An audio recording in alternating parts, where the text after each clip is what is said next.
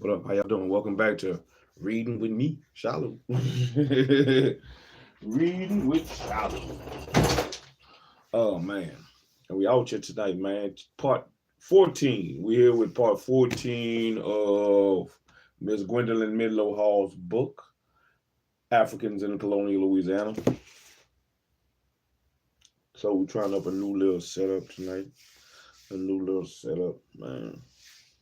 We're gonna push through. We're about to start chapter 6, man. We're about to start chapter 6 tonight. And get on our way. See how much can we roll? How much can we roll through tonight, man? Tonight. Hope everybody had a good day today. As we finished off the closing of the feast of unleavened bread and Passover. Now it's time to get back to regular scheduled programming. Oh man. I really didn't feel like reading tonight. But since I have breath to breathe, baby, then I got all I need to succeed. So I might as well come on and read and get it out the way. Let's get it out the way. We're gonna read about an hour. About an hour a night, man. We're gonna do about an hour.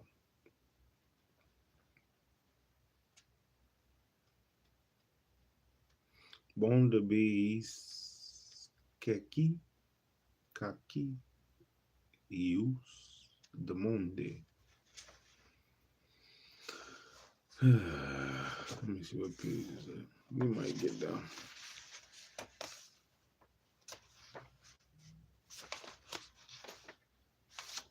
Yeah, we're almost to the halfway point of the book. We're almost there. So before we do that though, like, comment, subscribe, share. Tell you people, man, Shiloh out here reading shit. We learning shit. We doing shit. We trying to be better at shit. Better ourselves. Reclaim our minds. Expand our horizons is what we're trying to do. And we're going to pick up in chapter 6. It's called The Creole Slaves, Origin, Family, Language, and Folklore. But before we get into the book, man, we got to do our little workout, man. We work our body, work our mind, work our body one more time. That's what we got to do.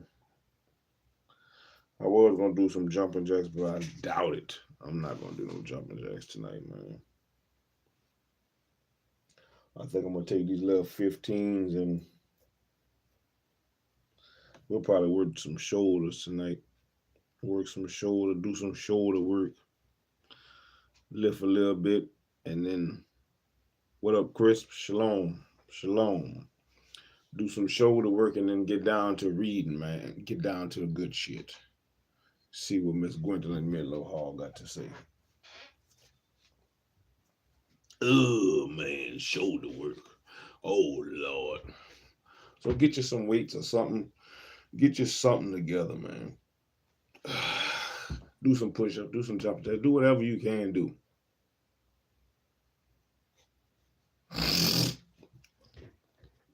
Do whatever you can do.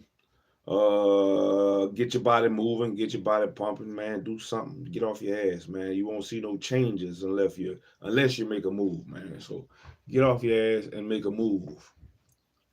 I'm gonna go ahead and give you 50, man. 50. 1, 2, 3, 4, 5, 6, 7, 8, 9, 10, 11, 12, 13, 14, 15, 16, 17, 18. Then we're going to read 19, 20, 1, 22, 23, 24, 25, 26, 27, 8, 29, 30. Whew. 20 more. 20 more. 1, 2, 3, 4, 5, 6, 7, 8, 9, 10. Whew, my arms already hurting from all the work I've been doing all day. 10 more. 1, 2, 3, 4, 5, 6, 7, 8, 9, 10. All right. Now we can read. Now we can read. So then worked our body a little something. We did a little something, not much. We did a little something, but something is better than nothing.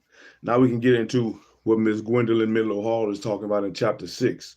Chapter 6, this is part 14 of Africans in Colonial Louisiana. Chapter 6 is the Creole slaves, origin, family, language, and folklore. Like I said, we're about halfway. We're about at the halfway. We done read this. I think once we get to chapter 7 will actually put us at the halfway point of what we're going to read. We're reading about 370 pages. 380 pages. We're going to read 380 pages of this book. We're not going to read the appendix. All right. Let's see what you got to say. Now, as we move away from the Eurocentric interpretation of American culture and begin to explore the African roots of all Americans, it is important to understand Louisiana Creole culture. Now, it is the most significant source of Africanization of the entire culture of the United States. And normally, the United States, the word Creole refers exclusively to the people and culture of Lower Louisiana. But it has a broader meaning throughout the Americas. It derives from the Portuguese word Creole, meaning a slave of African descent born in the New World. And therefore, it was extended to exclude Europeans born in the Americas, and now the only meaning of the word in Portugal. In 18th century Louisiana, the term Creole referred to locally born people of at least partial African descent, slave and free, and was used to distinguish American-born slaves from African-born slaves when they were listed on slave inventories. They were identified simply as Creoles if they were locally born, or as Creoles of other region or colony if they have been born elsewhere in the Americas. And in the English Atlantic colonies, the term country born had the same meaning as Creole. And the most precise current definition of a Creole is a person of non-African ancestry, whether African or European, who was born in the Americas. However, because of the racial and cultural complexity of colonial Louisiana, Native Americans who were born into slavery were sometimes described as Creoles or born in the country. And after the Native Americans who were born into slavery, they were called Creole too? Ain't that something? Let me mark that shit. Native Americans who were born into slavery were sometimes described as Creoles, or born in the country. And after the United States took over Louisiana, Creole cultural identification became a means of distinguishing that which was truly native to Louisiana from that which was Anglo.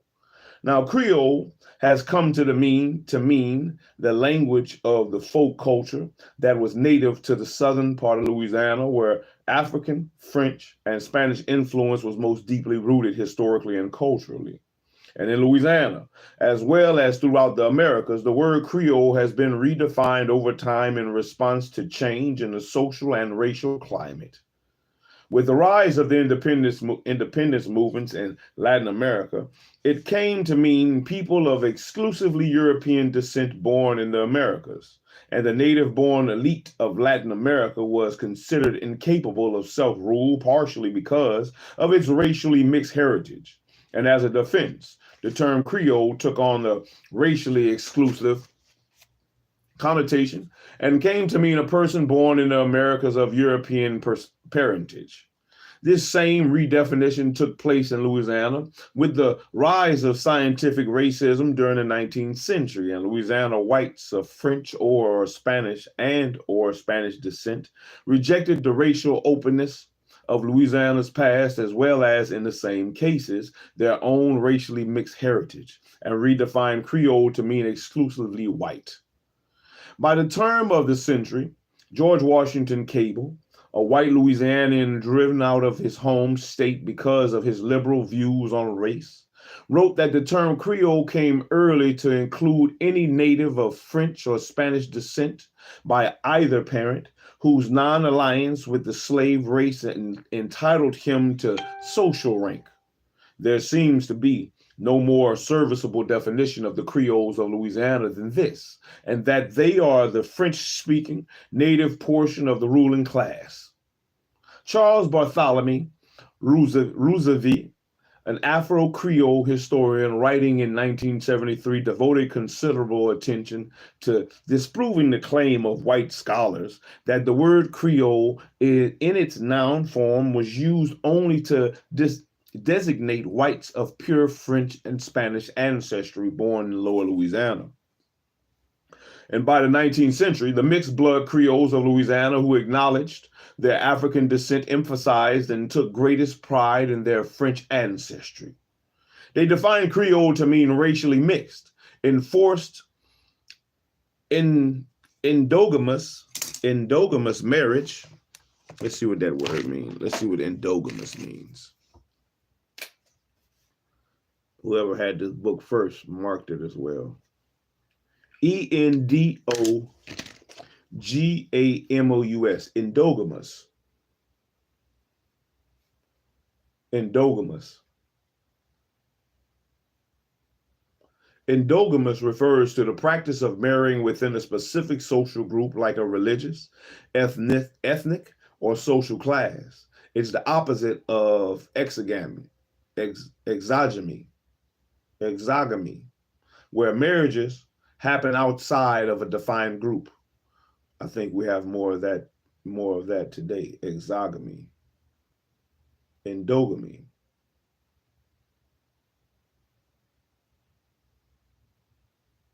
Let's see how to pronounce it. Endogamy. Endogamy. Endogamy. Endogamous. Enforced endogamous marriage among their own group and distinguished themselves from and looked down upon blacks and Afro-Americans through their disdain stemmed from cultural as well as racial distinctions.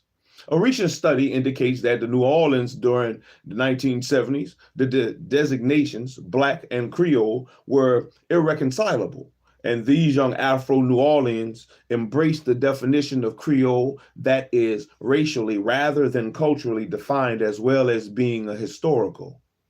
Now, Edward Bathwaite, writing about Jamaica, defined creolization as a socio-cultural continuum radiating outward about this from the slave community and affecting the entire culture in varying degrees.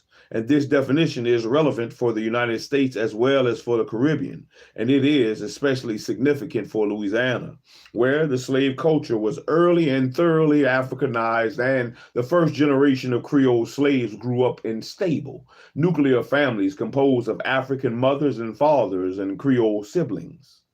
And we have seen that almost all the Black slaves either arrived directly from Africa between June 1719 and January 1731, or were the descendants of these first slaves. Now, 2/3 of these Africans came from Senegambia, from the limited number of nations living in a relatively homogeneous cultural area, and the fragmentation of language and culture communities associated with the African slave trade and slavery in the Americas was limited among slaves in Louisiana. Now, it appears that throughout the 18th century, under Spanish rule as well as French, Senegambia remained a more important source of slaves in Louisiana than did Central Africa. The Louisiana experience calls into question the common assumption that African slaves could not regroup themselves in language and social communities derived from the sending cultures. Now, conditions prevailing during the earliest stage of the colonization molded a Creole or Afro-American slave culture through a process of blending and adaptation of cultural materials brought by the slaves who were first introduced. And the founding contingent played a strategic role since newcomers must adjust to a great extent to the cultural and language they encountered. In Louisiana, the impact of the founding African ethnic groups was especially great because of the pattern of introduction of slaves. And before the founding of New Orleans in 1718, French Louisiana was no more than a weak military outpost. And with the founding of New Orleans and the sustained efforts of the Company of the Indies to populate and develop the colony and introduce African slaves, the true colonization of Louisiana began. And almost all the black slaves brought to Louisiana under French rule came directly from Africa within a 12-year period and quickly became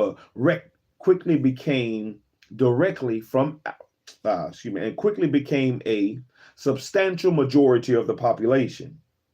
The proportion of blacks to whites in the French settlements rose sharply after 1721, and the high mortality in the African slave trade to French Louisiana, especially after 1726, did not result in fragmentation or demoralization, but instead facilitated the emergence of a particularly coherent, functional, well-integrated, autonomous, and self-confident slave community. The close bonds between survivors coming over on the same, slave trade ship has been noted throughout the Americas and has been explained as the reinterpreted form of kinship. There were relatively few slave trade voyages, and the ships the slaves came off of was often identified with when slaves appeared in the records of the Superior Council, and networks of solidarity among the survivors of these voyages must have been a thickly woven web. And the last systematic census under French rule was taken in 1731 to 1732. Africans outnumber whites in Lower Louisiana by more than two to one. During the 1730s, the white population rapidly dwindled because of the high mortality, the outmigration, and low birth rate. And there were few new slaves introduced before France formally abandoned the colony in 1763. The only French slave trade ship to Louisiana after 1731 arrived in 1743 and reinforced the existing African ethnic groups brought in during the formative period. And thus, the focus of Louisiana Creole slave culture was neither diverted nor diminished by newcomers. It was not until 1758 that another slave ship arrived, a British ship coming from the coast of Africa that had been seized by a French convoy. It left 2/3 of its cargo in Grenada and brought the rest, 120 slaves, to New Orleans, where they were sold. And during these final years of French rule, some British ships operating under the flag of truce, ostensibly to exchange prisoners, also introduced slaves, probably several hundred of them. But they were introduced late and in relatively small numbers, long after Louisiana's Creole language and folk culture had been formed. Now, the cultural impact of the formative contingent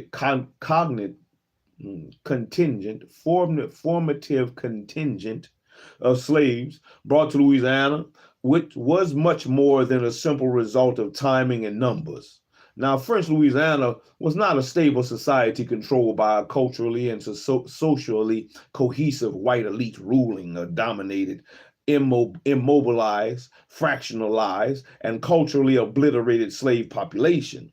The chaotic conditions prevailing in the colony, the knowledge of and skills of the African population, the size and importance of the Indian population throughout the 18th century, and the geography of the lower Louisiana, which allowed for easy mobility along its waterways, as well as escape and survival in the nearby pervasive swamps, all contributed to an unusually cohesive and heavily Africanized culture in lower Louisiana, and clearly the most Africanized slave culture in the United States. The pattern of introduction of black slaves from French Louisiana contrasts sharply with that of the English colonies that became part of the United States. And the early contingent of slaves introduced into the Chesapeake and Carolina came from the British West Indies and constituted a relatively small minority. They were one or more generations removed from Africa and spoke English or a creolized version of English when they arrived, and they spoke a more standard English than those who came after them and constituted a small minority and interacted fairly freely with their masters as well as with their English servants. Therefore, the base upon which African survivals could rest was reduced, and not simply in speech, but other elements of culture. The African folk tales of Anansi, the spider, which are frequent in the West Indies and are rare in the South. The Gullah dialect, an English-based Creole language, survived only on the isolated sea island off the coast of South Carolina and Georgia, and was probably never widely spoken on the mainland by the blacks or by the whites.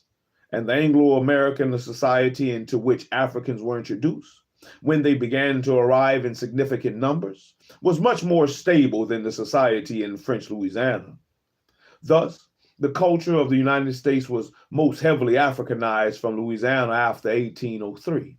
And when the slave plantation system spread west, when New Orleans was the major entrepot for new slaves, and when the largest slave plantations of the antebellum South were established in the state, the massive post-Reconstruction migration of African Americans up the Mississippi Valley spread a partially anglicized Afro-Creole folk culture throughout the United States. And in early Louisiana, an uneven distribution of the newly arrived Africans facilitated their cultural autonomy. There were large concentrations of slaves in the hands of a few members of the military bureaucratic elite that ruled the colony, and most of the white colonists owned either no slaves or very few. When Ordinator Solomon took over administration of the colony for the king, he complained that the large number of slaves had been distributed to concession holders, and most of whom did not use them effectively. And he wrote that it would have been better to distribute a few slaves to the small settlers and to the soldiers who established themselves in the colony. And the uneven distribution of blacks led to the discontent among settlers, and most of whom were asking to abandon the colony. This concentration of Africans, more of them from the same ethnic group, on relatively few estates, facilitated the preservation and adaptation of African culture patterns. And it is, furthermore, clear that Africans cannot be confined to their masters' estates and isolated from contact with other Africans belonging to the same language community. We have seen that 400 Bambara slaves living throughout Lower Louisiana allied themselves with Indians to overthrow the French regime and to take control of the colony. And 12 years later, a group of slaves belonging to several different masters met to judge and sentence Corbin, the master of one of these slaves. Corbin had threatened to shoot his slave for running away, and his brother had indeed shot the slave with a gun loaded with a charge of salt. And a group of slaves met, and a service was sung in the style and language of the Negroes. They evidently sentenced Corbin to death and eventually carried out his execution. And a slave who belonged to Corbin's neighbor shot at Corbin and ran away. And remarkably, this slave thereafter returned to his master, and his master pardoned him. We can only conclude that the master was so dependent upon the slave that he had to take the risk, but went into another neighbor's barn, took a horse, and ran away again. And 2 months after the service was held, Corbin went to hunt near his house, saying he would return shortly, and he was never seen again, and nor was his body found. And thereafter, a slave named Janot mutinied against and abused his master, threatening to set fire to his cabin and taunting him by saying he knew who killed Corbin. Now, African religious beliefs, including knowledge of herbs, poisons, and the creation of charms and amulets of support or power, came to Louisiana that with the earliest contingents of slaves. And all adult Bambara males knew how to make charms. And there are examples of slaves accused of being poisoners during the 1720s.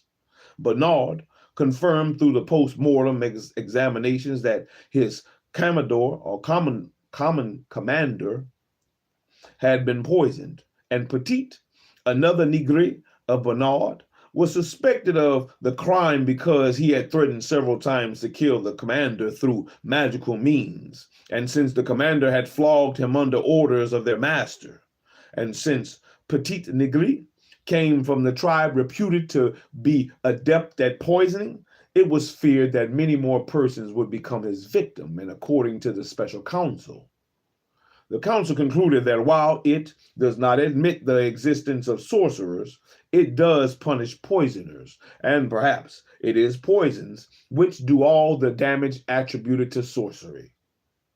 The document from Superior Council does not identify that the tribe reputed to be adept at poisoning, but if the tribe had been Bambara, the reputation would probably have been well deserved, and during the 1950s, Germain Dieterlin described techniques of poisoning during certain rites of the Como that were intended to kill the guilty or the undesirable. And one technique was to use the use of a mask with two arms, at the end of which were talons. And the right talon was dipped in mud, ground copper, and snake venom, and even a small wound from it would kill.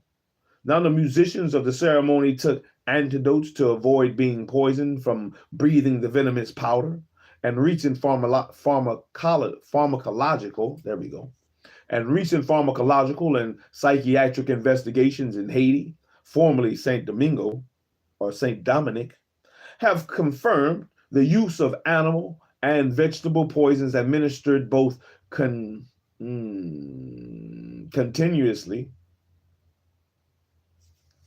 Let me look it up. Continuously and through inhalation. Cutaneously. I think that's how you pronounce it. Cutaneously. Cutaneously.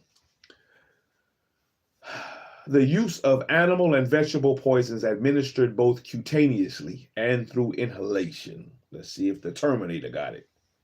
Cutaneously. Here's the definition of cutaneously.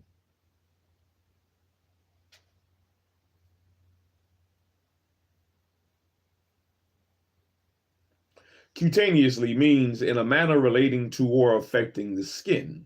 It is an adverbial form of the adjective cutaneous, which refers to things pertaining to or existing on the skin. And in other words, something done cutaneously is done on or relating to the skin.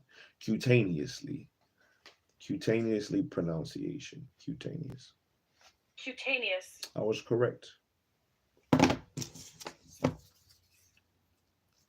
These poisons are ground into lethal powder, a technique used in 18th century Louisiana as well. Now, Duprat, who left Louisiana in 1734, wrote of the slaves, and they are very superstitious and attached to their prejudices and to charms, which they call grigris.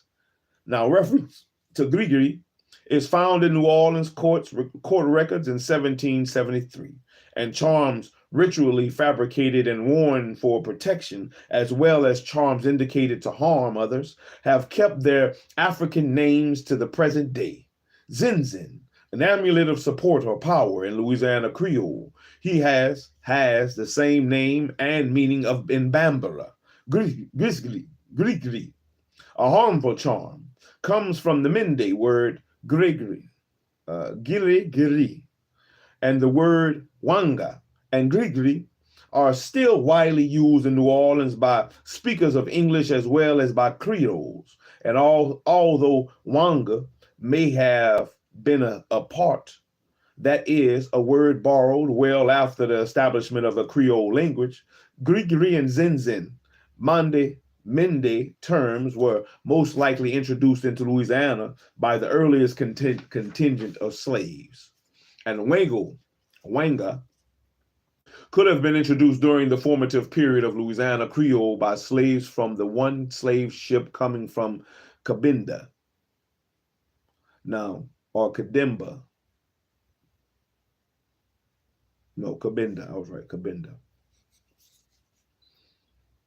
Coming from Cabinda by slaves brought from Central Africa during the Africanization of the slave population under Spanish rule, or by slaves from any place in West Africa where charms named Wanga were diffused.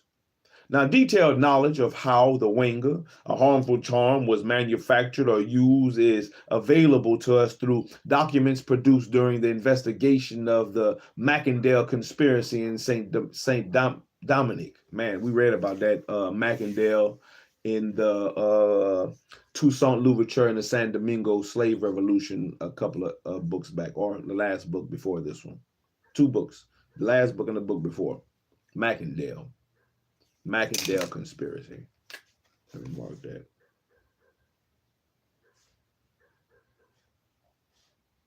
In Saint Dominic. Makandal was a Maroon leader who had many followers throughout the colony, and he was charged with plotting to kill all the whites and take over the colony by poisoning the water supply. He was burned alive in 1758, and his life and death inspired the Haitian Revolution of 1791 to 1804, which abolished slavery and established Haiti as the second independent nation in the Americas. And these documents discuss various types of charms, their names, their powers, and how they were made. And there were charms that gave power and protection to the bearer in the form of strength in combat, luck in gambling, or success in running away. Now, charms were used for protection against the master, and they were tied to the foot of the bed where the master slept or to the table upon which the master worked, protecting the slave from being beaten by the master, blinding the master to the slave's faults, making the master's heart soft as water. Now, the document also mentions the term gris, or gris, from the language identified as Mende, probably the Mende, as another term for what we call at La Cap the guard corps or Makandal. Now, it was explained that only sorcerers of the first order created these charms, which were given various names, and the charm name Oanga was specifically a poison used against an enemy or a rival to harm him in his body. One must, according to their expression, approach him. That is to say, make him take Oanga or poison. And one of the poisonous substances in the Oanga was the ground up roots of the Fugriere Maudet tree. I wonder if that's not the Marguerite tree. Fugriere Maudet tree. Figuier Maudit tree.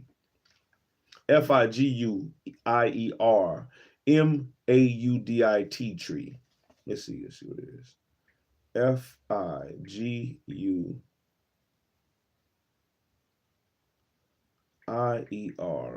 Fugriere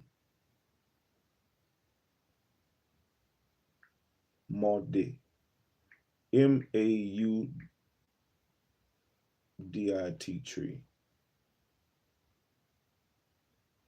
Man, that shit look like a baobab tree, man.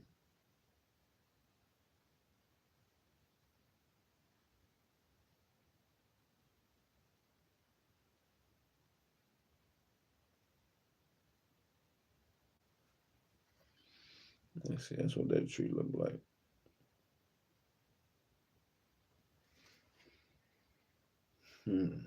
I like how the roots, I like how the bottom of the tree is formed. That would be a nice tree to try to, it would be Le Fugriere Maudet de Petit Canal.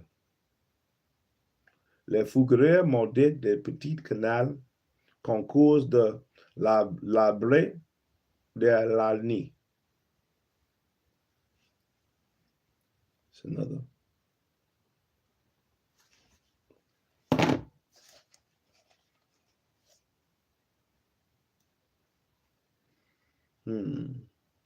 One of the poisonous substances in the Oanga was the ground up roots of the Fugere Maldet tree, which was evidently brought over from Africa and which still grows throughout the French West Indies. And these Oanga packets also contain bones from the cemetery, preferably those of baptized children, nails, ground up roots of the banana tree, holy water, holy candles, holy incense, holy bread, and crucifixes.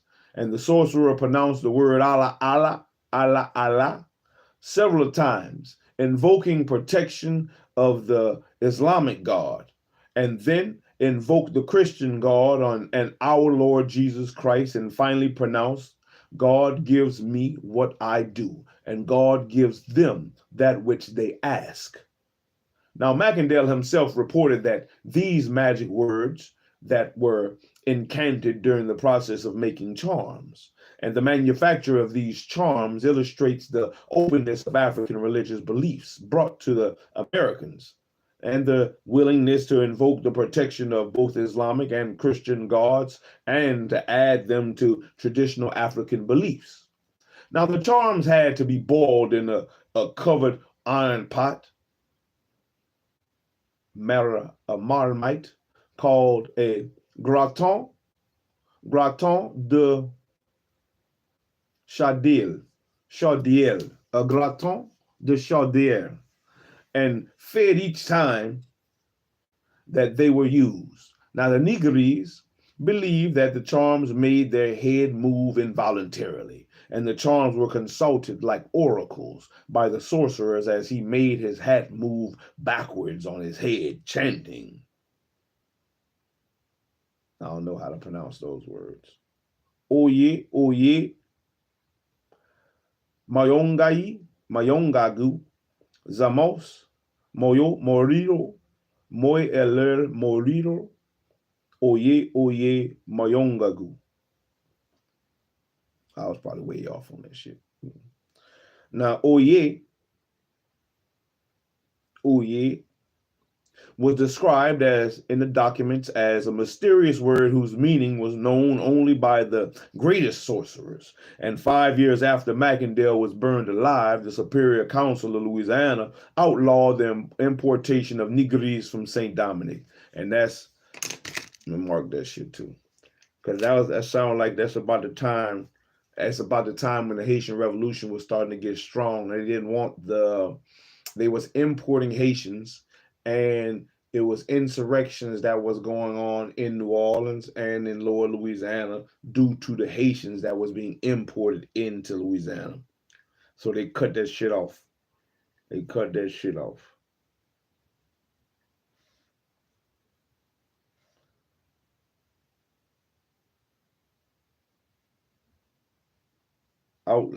Louisiana outlawed the importation of Negroes from St. Dominic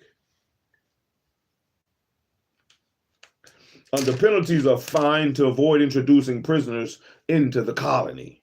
And Lafcadio Hearn and others who wrote about voodoo in the late 19th century said that we cannot share the opinion of many that voodooism is a mere absurd superstition, and we believe it to be, or at least to have been a serious or horrible reality. And we know of most intelligent families among our French-speaking population who share this opinion. Now, names have a great symbolic meaning, touching the most profound levels of feeling of identity. And Alex Haley's popular book, Roots, made widely known through film and television, has received a great deal of attention throughout the world. And one of the most memorable stories was about Kunta Kinte, the slave brought from Africa who was forced to give up his African name and take on an English name, Toby. And if he had been brought to French Louisiana, he would not have been faced he would not have faced this problem. And the slaves of French Louisiana often kept their African names, and many of which were Islamic. And some slaves with French names had Baraka, an Islamic religious title, as a second name.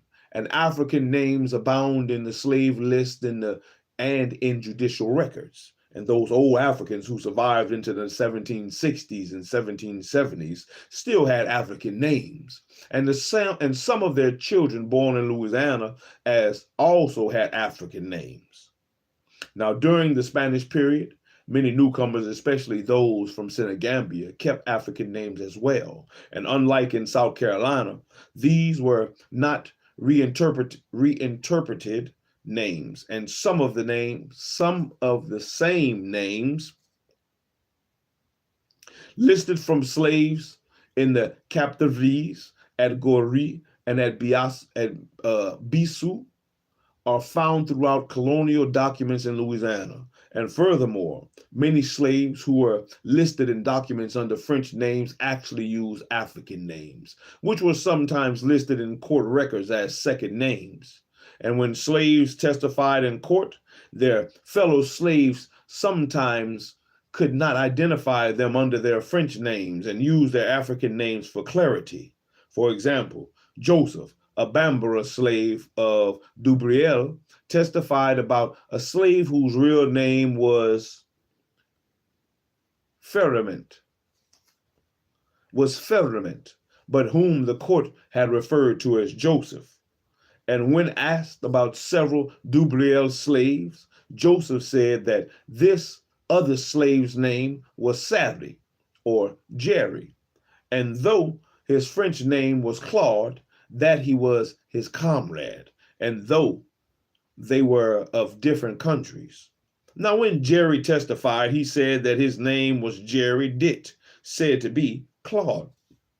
And Baraka, a Fulbe slave of the king, was referred to throughout his trial by his African name. And though he himself testified that his name was Francois de Baraka, this we see are an often successful resistance to socialization through rejection of French names, and patterns of family formation and kinship networks are vital to the creation of the slave culture. And as Herbert Gutman so eloquently stated, we know now that intergenerational slave kin and quasi-kin linkages served as passageways through time and connecting changing structures and allowing the historian to compare slave beliefs and behavior. Come on, you sucker. There we go. And behavior over time. Now, in French Louisiana, Creole slave children grew up in tightly knit nuclear families headed by both African parents, and the slave family was scrupulously protected in practice as well as in law. Mother, father, husband, wife, and children under the age of 14 were not sold separately, and the role of parents and of parenting was even more crucial than in contemporary times. Now, socialization took place mainly in the home and by the family and the society, where education and institutions were practically absent, and literacy was rare, and religious institutions weak. And the devotion of the slave parent to their children was pungently demonstrated when the 18-year-old slave named Joseph was accidentally drowned in the Mississippi River, and both of his parents jumped into the river trying to drown themselves as well. They had to be guarded by the entire workshop to stop them from committing suicide.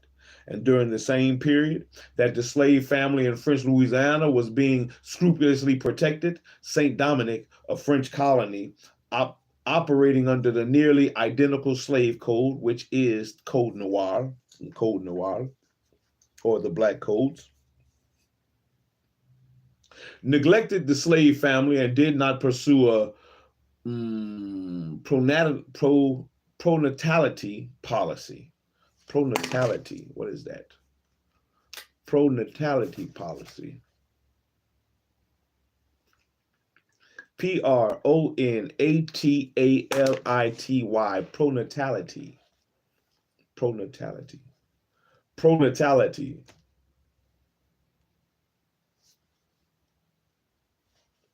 Pronatality. Pronatalitarianism is a movement that advocates for increasing birth rates, often due to concerns about declining populations or economic impacts.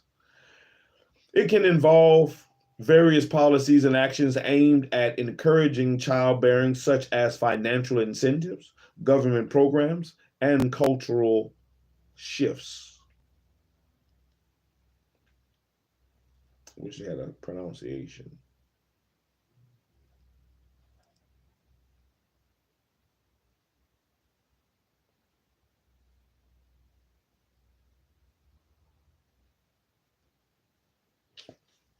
They don't have it. Now, St. Dominic was a prosperous colony producing valuable exports and like sugarcane and tobacco and indigo, producing valuable exports and regularly importing large numbers of new slaves from Africa. And since Louisiana was to a great extent an abandoned colony after 1731, and a few new slaves were brought in either from Africa or from elsewhere in the Americas, the slave population had to survive almost entirely through births. And in order to encourage procreation among slaves, the authorities scrupulously implemented a strong pro-family policy. Now, the Pratt's wrote that since it was the blacks who performed all agricultural work, especially in lower Louisiana, it was important to give to each man a wife to prevent libertinage and its bad consequences. And additionally, shit, I bet they got a lot of libertinage going on now. Libertinage. I think that got something to do with doing what the hell you want to do. Having some type of freedom or your own liberty. Libertinage. I think there's a lot of people that's living under libertinage, if I'm thinking is correct. Libertinage. Not liberty, bitch. Libertinage. Let's look it up. Libertin.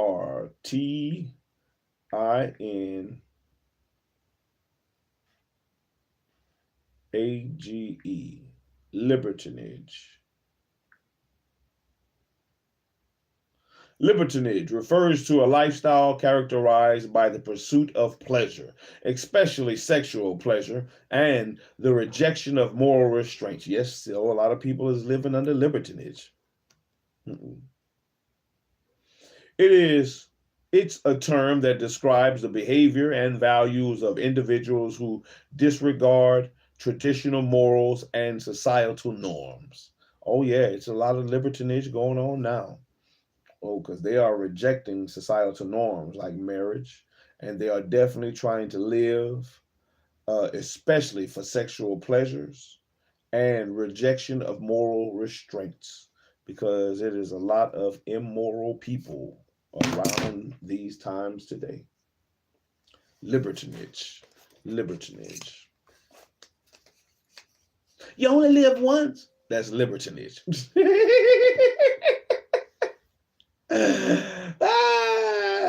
libertinage. Be a hoe. Libertinage. Additionally, nothing attached the blacks to an estate more than having children, and above all, do not allow them to leave their wives when they have chosen one in our presence. Forbid assaults against women under penalty of flogging, and thus the women will give birth very often. Some slave families, including both parents, were inventoried together, and one price was set for the family group. We come as a package. I wonder how many leave these for a family. A family of 8 slaves, individual families, sometimes large families, were sold together. And a family of 8 slaves, father, mother, and their 6 children were sold as a unit. Another family, consisting of mother, father, and 2 children, was exchanged for a black woman and a billiard outfit, with the consent of the slaves involved. And a master who was leaving for Point Capi obtained permission to sell his slave Bella so he would not be separated from his wife. The creation and evolution of the slave family can be traced from available inventories of slaves when entire estates were being sold and when estates were inventoried and sold after the death of the master. These inventories can give us only impressionistic information about overall vital rates among slaves in French Louisiana, but they do show the extent of marriage and natality, and often the age structure for the slaves on an individual estate inventoried. In the absence of real census counts in French Louisiana after 1732, these inventories are of considerable interest, and from detailed knowledge about the French slave trade combined with the census estimates in 1741 and 1746, impressions of the numbers of the slaves imported during the last few years of French rule, and a real census taken in 1763 as Spain took over the colony, we can obtain a reasonably valid impression of the origins and evolution of the Creole slave population. And the earliest inventory following the death of Claude Trapagnia dates from 1724, and it shows 3 black children, all boys, all about 1 year old, and 1 adult black man who was in a hospital near death, and an Indian woman slave. And the next extant inventory dates from 1730, and it does not group the slaves into families, but there were 27 blacks, 21 black women, and 27 black children, from nursing infants to children aged 6 or 7. The estate of Claude Trapagnier's widow was inventoried in 1739, and the slaves were listed in family groups, and the child/woman ratio was 1.000. Now, 2 of the estate's 32 slaves were off of the Chickasaw Wars, and there were 3 husband-wife couples, and single mother inventoried with her 2 children, and a black man whose hand had been cut off and who was inventoried with his mother and a 3-year-old boy. Now all 7 children were aged 8 or younger and were grouped in families. And in the case of an adult man who was inventoried separately, it was explained that he had neither wife nor child, and there was a 14-year-old girl inventoried separately. And this was the cutoff age under the Code Noir for selling children apart from their mothers and fathers. Now there were 7 single men and no single women. And the Hauterive estate contains 48 slaves and was inventoried the same year, and it clearly bracketed the families together. And all of the women were married. Among 11 couples, there were 16 children aged between 18 months and 8 years, and the child-woman ratio was 0.800. There were 10 single men. 4 of the men, Arada, Francois, Sirlon, and Dumoni, including her husband and her father, had gone off to the Chickasaw Wars, and another estate inventory together a couple and their 6 children, aged 2 through 12, and another couple with 1 child, 2 couples with children, 1 unmarried man, and no unmarried women. The Chuacas estate, located at English Turn, belonged to the Marquis d'Asfeld, and it was a large estate containing 161 slaves, and had a child-woman ratio of 0.531. The child/woman ratio in these early inventories showed a reasonable level of fertility for women, and especially on the medium-sized estates that were probably owner-managed. And these figures are for women who were, no doubt, overwhelmingly African. And the 7 French slave trade voyages to Louisiana, from which sex ratios can be determined, reveal a ratio of 2.2, which means that 2.2 males arrived for each female. And mortality among women on the slave ships to Louisiana on the 2 voyages where these figures are available was higher than among men. Indian women surely made up the deficit among African women introduced into Louisiana, and the extent of Indian-African race mixture is now being studied by calculating the numbers of slaves referred to as grif on slave inventories dating from the Spanish and early American periods.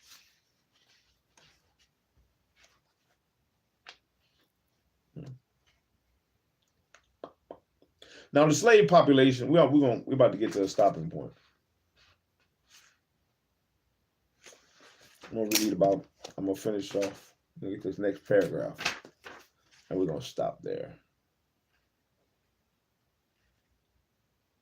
It might not have been the shallow you was looking for, Veritas, but it's the shallow you got. Me, baby, I'm out here. Mm-hmm. The slave population in Louisiana developed unevenly, and periods of high mortality alternated with periods of stability.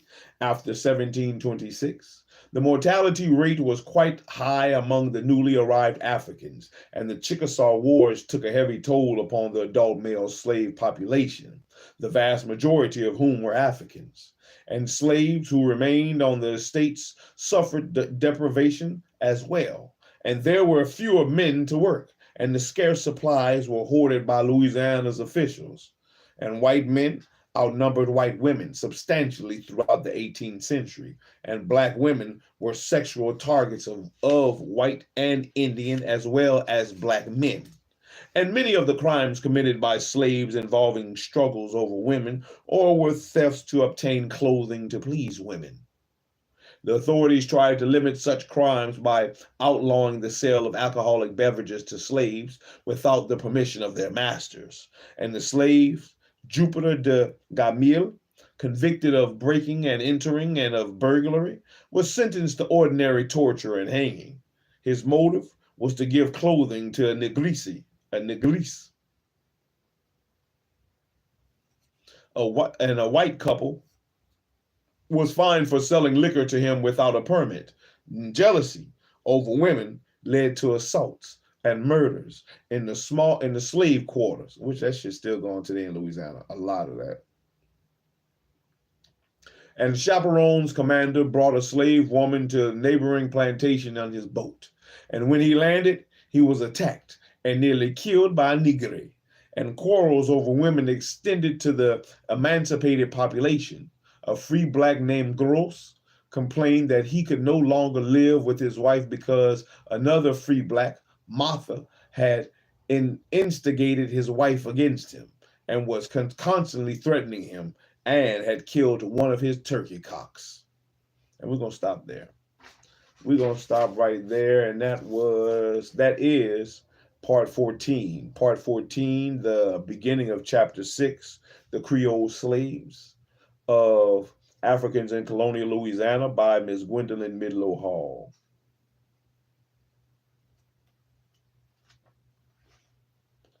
We still got a ways to go. We still got a ways to go to finish off chapter 6 and make it to chapter 7. Bas de Fleuve. The Creole slaves adapt to the cypress swamp. Oh, we got some cypress swamp down here where I'm at. Bas de Fleuve. Once we get to chapter 7, we'll definitely be over the halfway point. Once we get to chapter 7 is at page 201. So we're going to stop on 200 to end chapter 6. And that'll leave us with 180 pages left to read. 180 pages left to read before we finish the book. And we can move on to the Black Indians.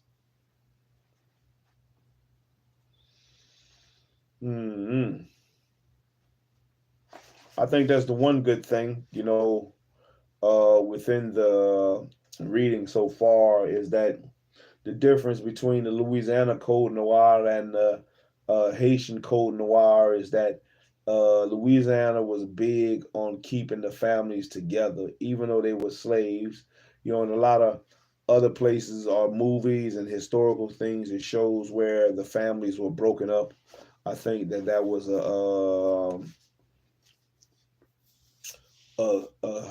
high point, I should say, I guess a high point to be, even if you are sold to another master, that your whole family went. Your whole family went. You, your wife, your children, sometimes your mother and your father. You know, I think that was a good, not a good deal, but I think that was a good thing when it came to the foundation of the family and keeping the cohesion within the nuclear family. I think that that was a good thing. But the slavery was the bullshit part. You know, being sold, period, was the bullshit. But at least, hey, if you're gonna say, you know, well, at least I was with my family. We was in it together. How P say, P there, she there, Mama there, we there. Nah. Ah man. So I mean, at least they had that. At least they had that. And I don't know about drowning myself like the parents of the boy did, but at least that they could be with each other to, you know, go through those type of things. Uh, Bury your dead, you know where they're gonna be at. Your mother gets sick, you can have somebody there who can, you know, most likely help maintain her or help to feed her. You know, the being able to, you know, even though you had to, they said that the black families were the one who were in charge of the agriculture, so you had already a team that was put together that worked and knew how each other worked with each other, knew how each other did. So, you know, having that, even though the slavery thing was the bad part, having that family structure still together and implemented is something I think that would help pass the time or help you get over certain things, certain little humps that you might have had to get over down here in French Louisiana or Colonial Louisiana, you know. But shit, hey, hell with the slavery though. But at least they did that. At least they did that. I think that was better for them instead of the like they said they didn't do that shit in Haiti. They was breaking up families. They was trying to break you up. They didn't want you together because they didn't want you to form no alliance. Um, which the Haitians did. They had formed alliances with the Maroons and other mulattoes and other free blacks. But shit, hey, it is what it is. It is what it is. But I think we read good today. I think it was a good reading today for the most part. For the most part, I stumbled here and there. I stumbled here and there, but I think the reading was very cohesive. You know, I think it went well together. I think I read well together. We had quite a few words to look up. Literal niche, definitely a word that can be. Let me make sure that's the right word. I think literal-niche is definitely a word that, yeah, no, libertinage is definitely a word that can be used to describe the society and the way people act today. It's a lot of libertinage going on. It's a lot of libertinage that is pushed by young and old, especially these days when they say they have so say a war, uh, male female war going on. And I think that's to help push the libertinage because they do not want the nuclear family still in place. I think the nuclear family is definitely the bond or the glue that holds things together. Um, I think it is a strength there in the nuclear family.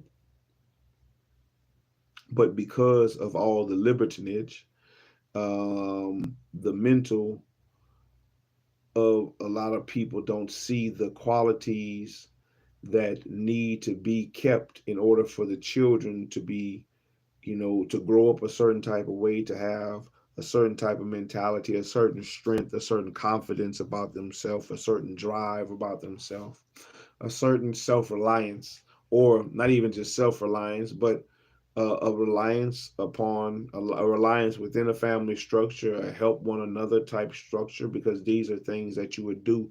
You would help one another out within the nuclear family structure compared to a libertinage structure. Where all you're doing is fucking for the most part, which ain't good for nobody. It's just gonna pass around a lot of diseases and a lot of babies. A lot of babies. Who baby that is? Who is your baby? Who the baby daddy? Who that baby for?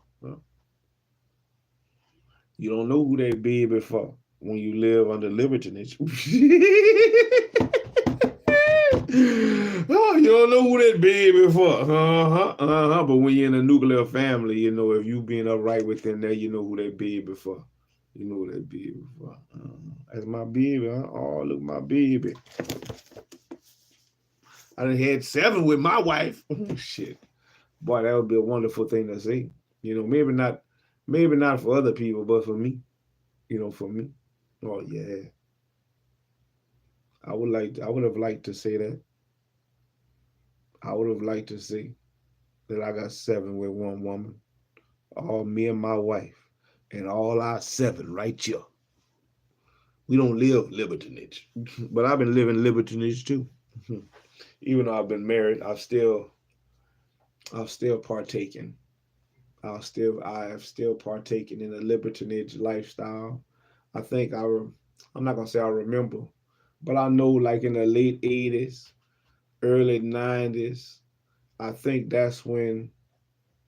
I mean, it might have happened before that, but it might have happened after the the '60s and the movements was going on. But I can remember when there was a difference, when I used to see a bunch of married people, looking at my grandparents and how they are compared to how the people who came after my grandparents are.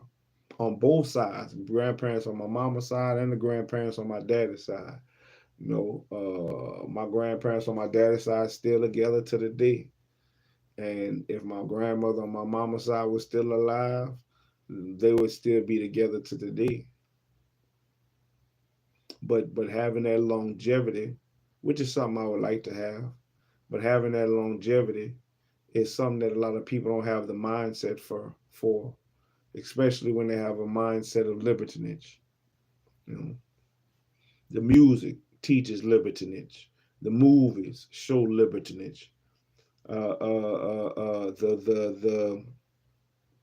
A lot of the literature preaches libertinage. You know, it is what it is. Hey, but once again, that has been part 14 of Africans in Colonial Louisiana by Miss Gwendolyn Midlo Hall. We did good. Let's go ahead and push out this 50. Let's push out this 50 right quick so we can go ahead and get out of here. Like, comment, subscribe, share, tell your people, man. Shalom out here reading shit, man. We reading shit, we learning shit. We unearthing the buried treasures, and they're gonna expose the lies. We're going to try to do our best to burn down the mental plantations we have in our minds, so that way we can reconstruct ourselves to be better individuals, better husbands, fathers, brothers, men, women, children, all those things, all the above, man. Be better. The objective is to be better. And if not for yourself, at least for the ones that come after you, and to give them a better example. Maybe you didn't have the examples of what a good man or a good woman is supposed to look like. Maybe you was living under that libertinage mindset. But now you have a choice. You have a choice to make the change for yourself and for those that come after you, and stop being of libertinage mindset, of the plantation mindset, of the slave mindset, and you call yourself a king or a queen or a leader. Be underneath that mindset and lead, and king. You know, handle your business. We got business to handle, man. We got children watching us. People is watching you. Whether you acknowledge them watching you or not, you are being watched. You are being watched, and they are soaking up what you talk about, what you do, how you move, your mannerisms, what you're okay with, what you're not okay with. Man, get your shit together. Let's get our shit together, man. We got a job to do. We got a job to do. We're gonna do 15 though. 15 more, and then we out of here. 50 more. I mean, my bad. 50 more. 1, 2, 3, 4, 5, 6, 7, 8, 9, 10, 11, 12, 13, 14, 15, 16, 17, 18, 19, 20, 21, 22, 23, 24, 25. Let's get 25 down. 25 down. And then that'll be our 50 for the night. I mean, it's going to be a total of 100 in all, but that'll be our last ones for the night.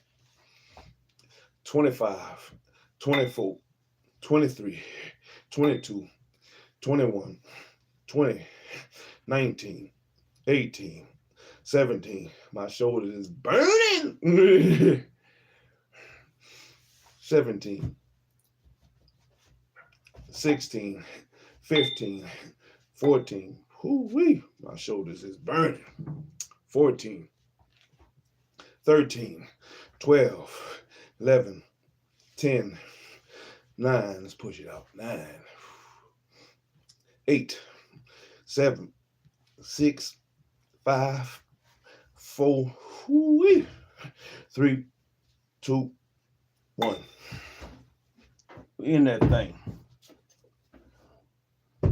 Yeah, I didn't even feel like doing a lot of shit tonight as far as when it comes to the...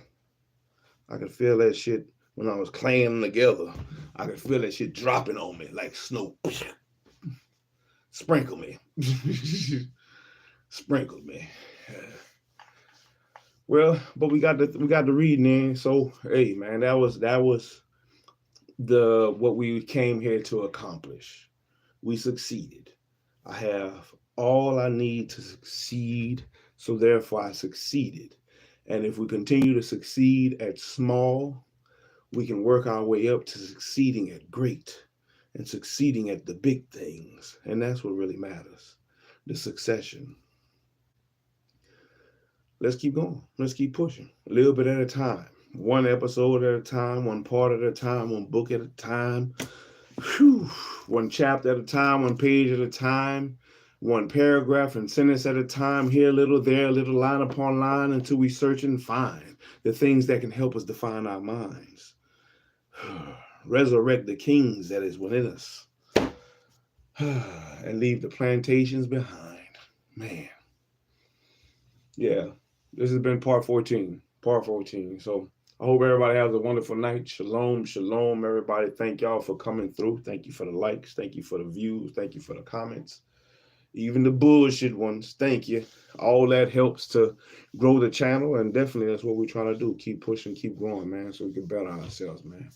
So shalom, shalom, shalom. Have a wonderful night, everybody. I'm going to catch me on the back end. I'm SHILO. I'm out here, baby. And it's SHILO out. Shalom.